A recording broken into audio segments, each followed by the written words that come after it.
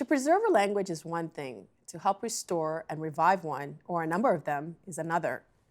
One Ontario college has set its sights on doing just that with a new program that offers a language Bachelor of Arts degree in Ogwehoweh. Rebecca Jamieson is president of Nations Polytechnic, and she joins us now for more on the program and the need for Indigenous language revitalization. Welcome. Thank you. It's a pleasure to meet you. Thank Did you. I say that right? Pretty close. Oh, how should I have said it? Ogwehoweh. Ogwehoweh. Yeah, but you're very close. Well It's done. very important to say words correctly. So tell us a bit about Six Nations Polytechnic. Okay. Well, the Institute's been there for over 20 years now. We established the Institute because we knew that our community, the Six Nations of the Grand River Territory, would need its own learning institute for higher education eventually. We had a number of students who were not getting access to public colleges and public universities. So we knew we had to address that gap in terms of opportunity for access. So that's how we started out. Which groups are included in the Six Nations? Well, there are actually 6 nations of people. So there's the Mohawk and the Oneida and the Tuscarora and the Cayuga and the Onondaga and the Seneca. Those are the 6 nations. But we have others that live with us as well. We have Delaware that live with us and so on. So those are the 6 nations. So how would you characterize the approach to education with Six Nations Polytechnic? Our direction, our strategy is to really use education, reclaim it really for our own purposes as Indigenous people. So we want to be able to preserve our knowledge, our Indigenous knowledge, and recover our Indigenous languages, revitalize those languages, and basically put education to use for our purposes rather than the purposes it has been for many, many years. And how much is a priority for revitalizing languages? It's a very top priority among the community. We are the largest First Nation in Canada by population. So we have over 26,000 members. And we have a lot of priorities, but education-wise, you know, we've had a lot of successes in mainstream education. You know, we have doctors and lawyers and so on. But we have a lot of people who have lost their language. So when we consulted the community back in the beginning of when we established Six Nations Polytechnic, that was one of the first priorities is we have to get our language back. Because without that, then, you know, people are concerned about identity and you know, being who they are. So, and that has remained the priority for many, many years. And in this last few years, we've really put our minds and our energy into putting programs together that are very formalized at the post-secondary level. There's been a lot happening in the community for language revitalization. We have a number of like community programs, adult immersion. There's an immersion school that was started by the parents 20-some years ago. Wow. And it offers immersion language from K to 8. And then in 9, there's still language 9 to 12. They still take language from 9 to 12. It's a private school run in the community. So there's been a lot of initiatives in the community to get the language back. So we're not the only active party in this. You know, there's quite an undertaking. But are there any other post-secondary institutions doing what you're doing? No. Does none. that surprise you? Well, given the history of Indigenous people in the country, not really. You know what I mean? We were lucky to work with partners when we wanted to get formalized language programs accredited. So one of our partners is McMaster University, and we work very closely with them. So in our conversations with them, we said, you know, it's important to have a post-secondary credential that deals with the languages. So they worked with us, and we created the Ogwehoweh Language Diploma, and that was accredited through McMaster. And that was the only Ogwehoweh, this is the Six Nations languages, certificate or program in Ontario at the time. And so now we have the degree, which we were able to put together, and it's the only one of its kind in the country. And that's a big deal to have the degree. Oh, it's a huge step for us because, well, number one, we're a standalone institution. We're an Indigenous institution. We're established under First Nations jurisdiction. We're not like a public college or a public university. And so we don't have the authority, for example, to issue degrees unless we obtain it through the Minister of Training Colleges and Universities. So that was a big undertaking for us to say, yes, we're going to do this. We're going to have this undergraduate degree. We're going to go through the steps to make that happen. And to be the first one to ever have a standalone degree in the languages, it's very historic. Oh, congratulations. Thank you. What does that mean for your students now? Well, for our students, many of those who took the diploma with us, it was a 2-year diploma, they're now able to enter into the degree program and do degree completion. So that's important for them because many of them are mature students. They want to teach the language. They're also working in agencies in the community where now the community is using the language more and more in their services. So it's becoming revitalized. So that's important to see. So the students are like, they're clamoring to want to get this degree and, you know, and continue to be able to do things. As well, some of them want to do research, which is great. When we received the consent to offer the degree, we received consent for a 3-year undergraduate with the condition that we develop the 4th year. That means that students would then be able to go on to graduate study if they wished. And that's fine with us. You know, we want that to happen. So we're going to be working on that next. And what languages does the degree cover? Right now it's only in Mohawk or Cayuga. And we have 6 other languages that need attention. So, we're moving on several fronts in terms of the language revitalization within the institution. In addition to the degree program, we also offer what are called additional qualifications courses for teachers in Ontario. We are an accredited provider through the Ontario College of Teachers. So right now we offer a course called Teaching Mohawk and Teaching Cayuga. And so now we're going to be developing the guidelines for teaching all the other languages.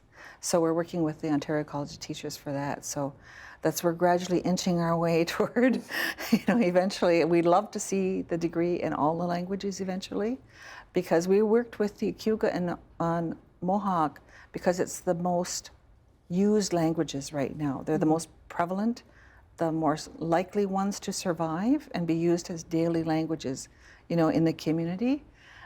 The others are a bit of a challenge. Why? Well, there's no Tuscarora speakers left in our community. No first language Tuscarora speakers left. So we have to reach That's heartbreaking. It is, you know. And so we have to reach out to other Haudenosaunee or Ogwehoweh communities and work with people who have learned the language. And so most of them are second language speakers in the Tuscarora. And Seneca has some first language speakers left. Onondaga does as well, but they're very few and far between.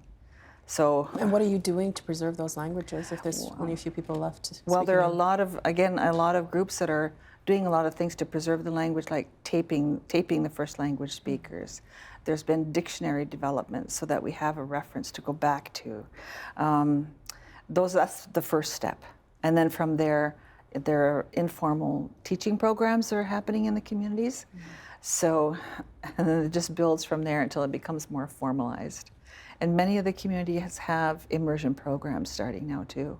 Language nests for the younger children, and then immersion programs for the school-age children. And language nests are where you have an elder in the classroom with the teacher and the children? Yes, and they're younger, usually it's preschool. So they're learning the language when they're very, very formative. They're like little sponges, right?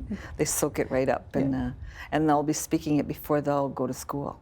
And there seems to be a huge demand because SNP is expanding to Brantford, right? Yes. Can you tell me about that? Yes, we are expanding to Brantford. Our campus there is going to house some technology programs, but it's also going to house our virtual archive. So our language preservation work that we're doing, we actually will have the IT infrastructure there where we can house that. We're also doing other programming with other partners. So for example, we offer year 1 of the Indigenous visual arts. So it's, when I talked earlier about Indigenous knowledge and Indigenous perspectives, we're offering that first year in partnership with OCADU. And so we want to have that there. Actually, the studios are getting put in right now. Just went and looked at the pottery wheels and all of that. And so we're ready to roll with that come the fall. So we're really excited about that. And the campus has capacity to go to 1,000 students there. So we want to be able to open the program offerings to Indigenous people from all over, but not just Indigenous people. We think it's important for our people to work and learn with others as well. And we've always done that from the, the policies of assimilation for us to learn with others and integrate. Now we want to offer the opportunity for people to come and learn with us in an environment that's culturally based with us. Yeah. We have a photo of you and Reza Moridi, Ontario Minister of Training, Colleges and Universities. Tell us about this event that took place to celebrate the announcement.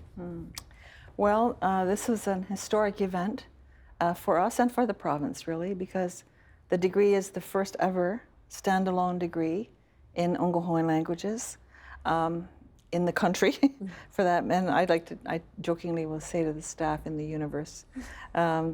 But it was a highly important event for us because it was held in the community to acknowledge the priority of the people around the language revitalization. So it was significant to us that the minister came to the territory to make the formal announcement. And so people were really touched by that gesture. And he gifted us with a very lovely, he actually gifted me with one of those. He gifted me a smaller version of this belt, which is the 2-row belt.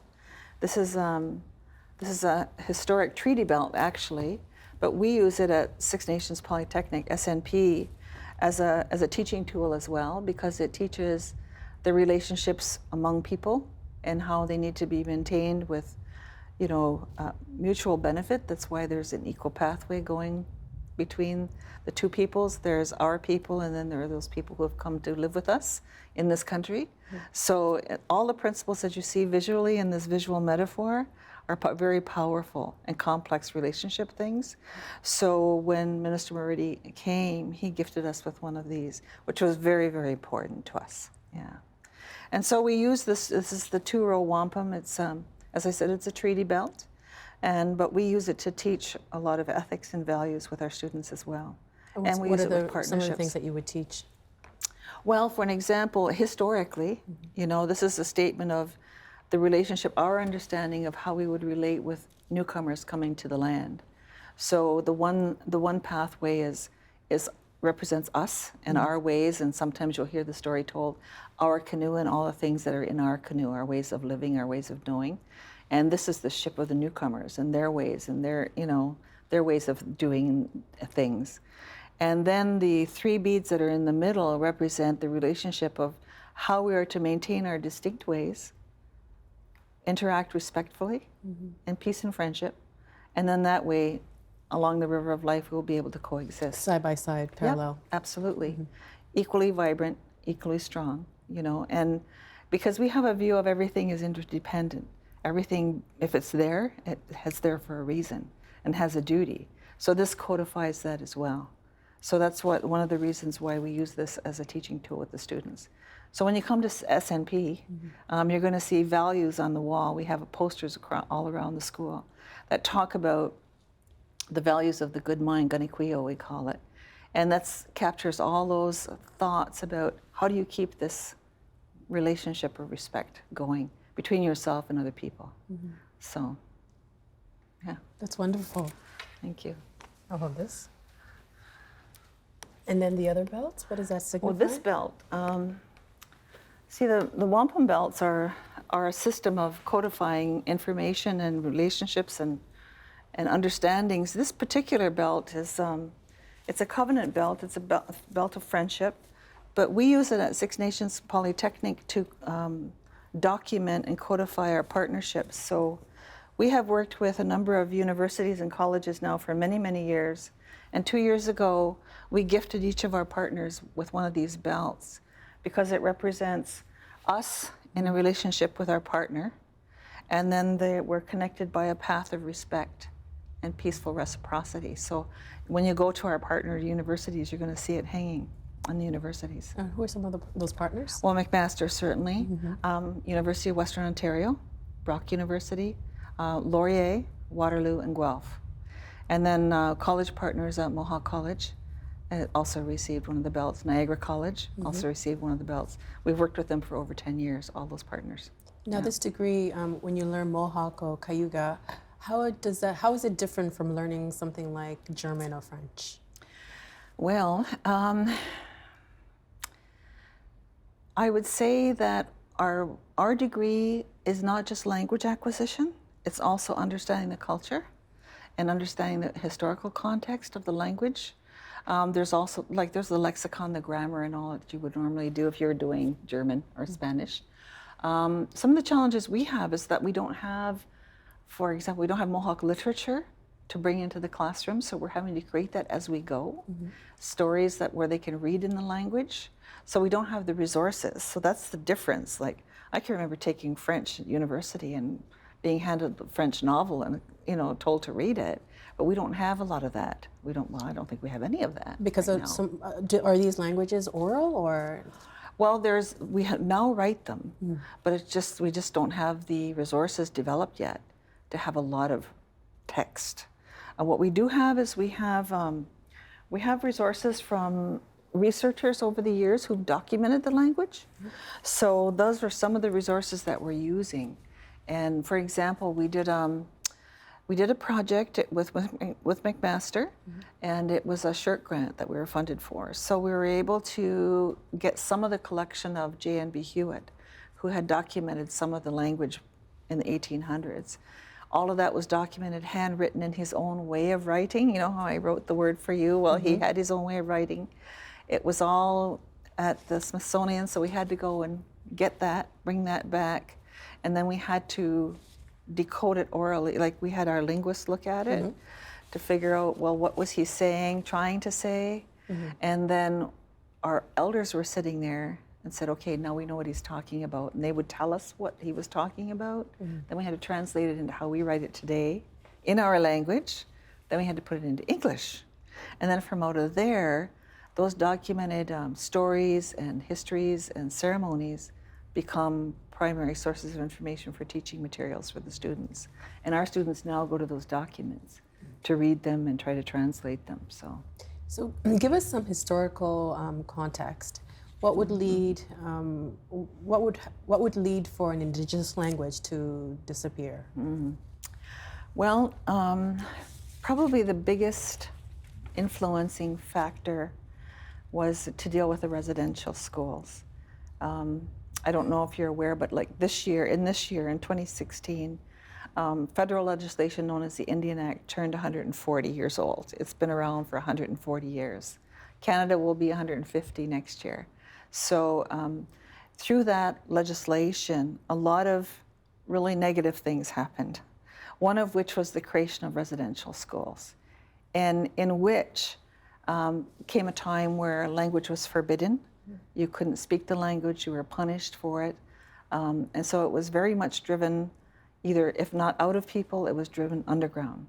So you were penalized if you spoke it. So that was probably the biggest factor in terms of people's reluctance to use their language.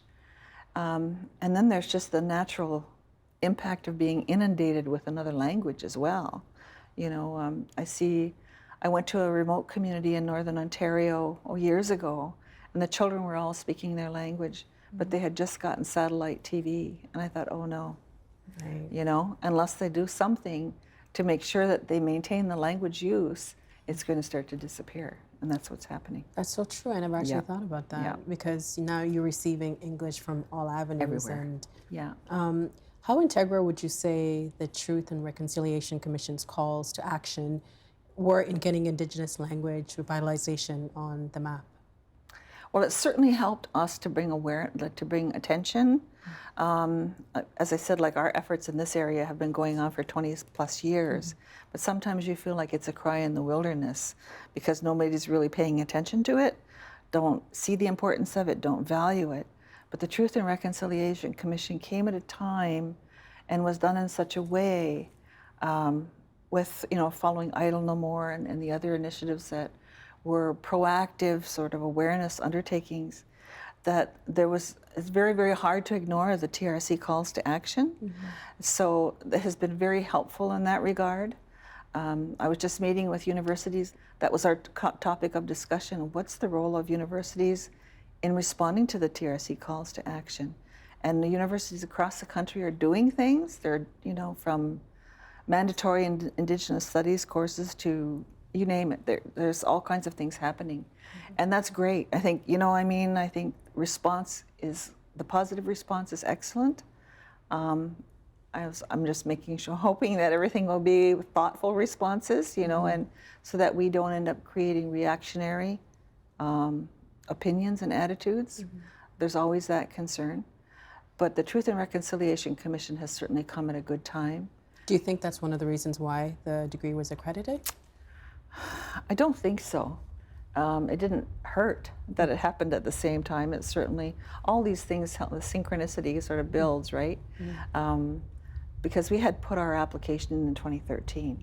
Now the TRC was working at that time. I mean, it took 5 years to document, you know, the evidence. So, and then another year to prepare the report. So, it's not that people didn't know it was happening, but I don't think they knew how very impactful the calls to action were going to be. So, in the time. On a personal level, you have been involved with Six Nations Polytechnic for a long time. Yes. Why was education important to you? Well, I came from a family where education was highly valued. And we were always told, you know, go to school as long as you want, as long as you can. You can do whatever you want to be. That was how we were always taught in my family. So, and I enjoyed school. And so for me, it just came natural that learning was something that you did. And then when I started teaching, I became an elementary school teacher. I worked with all levels of students, but I also worked, probably the biggest challenge was with the special education children. And that's where you saw children who were very much marginalized from, you know, socially and so on. So I realized then, wow, we have a real challenge ahead of us here. And then the whole social movement of Indigenous rights started really expanding during that time in the 60s and the early 70s. And the whole movement for Indigenous education started in serious time then. That's when Indian Control of Indian Education came out from the National Indian Brotherhood, which is now the Assembly of First Nations. And so the whole movement started at that time. And Six Nations, of course, was part of that. You know, we've always been looked to as a leader in among First Nations, so we definitely took our own place in trying to make things happen the way we thought it needed to happen. Yeah. Now, some leaders, Indigenous leaders, have suggested that all 60 languages should be made official languages of Canada. What are your thoughts on that? Well, I think there's ways to do that. I think having an official language, having Indigenous languages affirmed in some way as official languages is a critical and I think a viable step. Would it mean publishing everything in 60 languages or 61 languages? Probably not. But there are countries around the world that do recognize Indigenous languages, and there's a variety of languages in the country. So the Indigenous language that's official is the one in the region that you're in. So I mean, there are ways to do this if there's a will to do it. And I think it would certainly move the revitalization efforts ahead quite a bit if we could do that. I think it's, I mean, being in Canada and have French and English and then not having being exposed to any Indigenous languages, for me anyway, feels kind of wrong. Yeah. There's a World Indigenous Peoples Conference on education happening next year at Six Nations. What can you tell us about that? Well, we're hosting it with our event coordination firm, TAP Resources. We're hosting it mostly in Toronto because of the size. But this conference happens every 3 years, and it brings Indigenous people from around the world. I've been to 3 of them in my lifetime, and it's truly an incredible experience because people will come together and share their successes. And so this time, because of the TRC in Canada, Truth and Reconciliation Commission, calls to action in Canada, and because it's Canada's 150th birthday, we decided to make the theme of the conference Celebration of Resilience. And so we've asked presenters, when they do present at the workshops, and we expect there'll be hundreds of workshops, that they link their workshop, if they can, to reconciliation in their country, because reconciliation is a global movement. And so we want to be able to come out of that with a report in terms of what is the status of Indigenous reconciliation with Indigenous people globally. So we're really excited about that. We see that as one outcome. The second thing is we see it as an opportunity for non-Indigenous people to learn more about Indigenous people in this country and around the world. It's going to be an awesome opportunity. It sounds amazing. It is, it is. And the third thing is with the students, with the youth, we have a project with which the Ontario Petroleum Foundation is funding to develop what we're calling youth ambassadors. So they're going to start their training this summer. Youth from around all across Ontario are coming, and we're going to train them in leadership. First of all, identity, finding themselves, their voice, and then leadership, and then they're going to train others. And next year they'll be our ambassadors at the conference. So we're really excited about that. Hopefully we can attend. Oh, I'm sure you will. I'm sure you will. Yeah. Rebecca, thank you very much for being here. Oh, thank you. It's been an absolute pleasure. Oh, thank you. Help TVO create a better world through the power of learning. Visit TVO.org and make a tax-deductible donation today.